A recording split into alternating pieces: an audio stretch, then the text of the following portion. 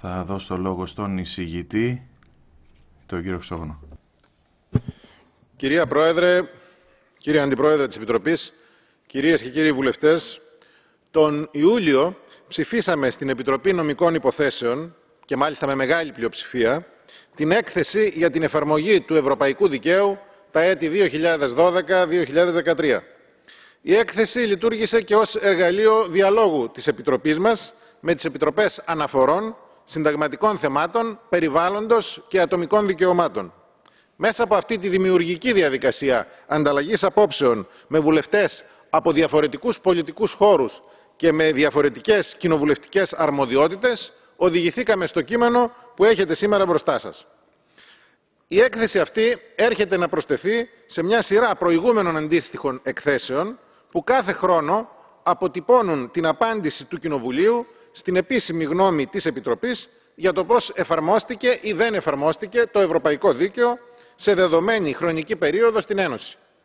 Παραδοσιακά, οι εκθέσεις εκείνες έδιναν έμφαση στον τρόπο με τον οποίο τα κράτη-μέλη εφαρμόζουν το ευρωπαϊκό δίκαιο και στους μηχανισμούς και τα εργαλεία που μπορούν να χρησιμοποιηθούν για τη συμμόρφωση των κρατών στις υποχρεώσεις τους.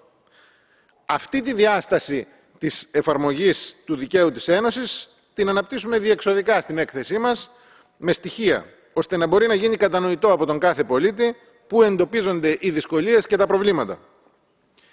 Για πρώτη φορά όμως τολμήσαμε να πάμε ένα βήμα παραπέρα.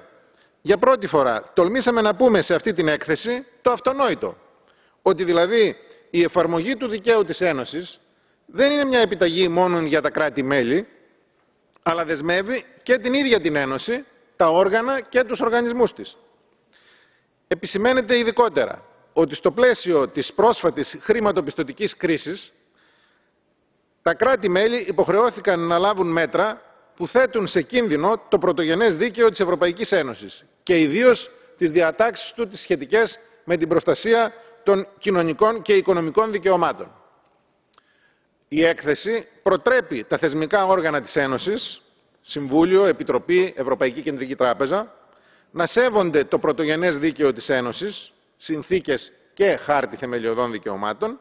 κατά τη θέσπιση διατάξεων του δευτερογενούς δικαίου και κατά την έγκριση πολιτικών για οικονομικά και κοινωνικά θέματα, οι οποίες επηρεάζουν τα ανθρώπινα δικαιώματα. Ακόμα η έκθεση εκφράζει ανησυχία ότι τα μέτρα λιτότητας που έχουν επιβληθεί σε υπερχρεωμένα κράτη-μέλη της Ένωσης και τα οποία κατόπιν ενσωματώθηκαν σε πράξεις παραγόγου δικαίου της Ευρωπαϊκής Ένωσης προτού μεταφερθούν στην εσωτερική νομοθεσία κατά την περίοδο που καλύπτεται από τις δύο υποεξέταση εκθέσεις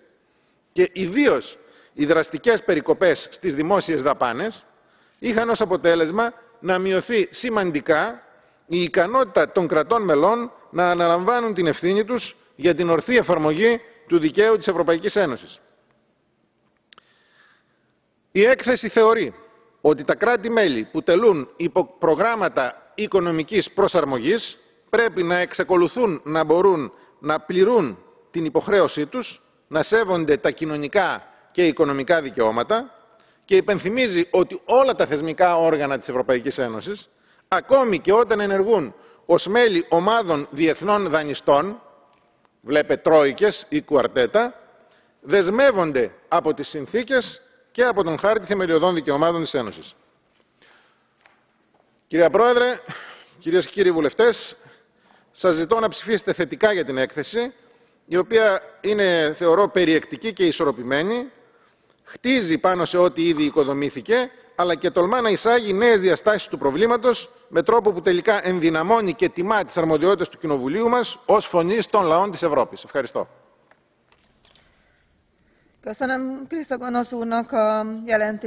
Σας ευχαριστούμε, κύριε Χρυσόγονε.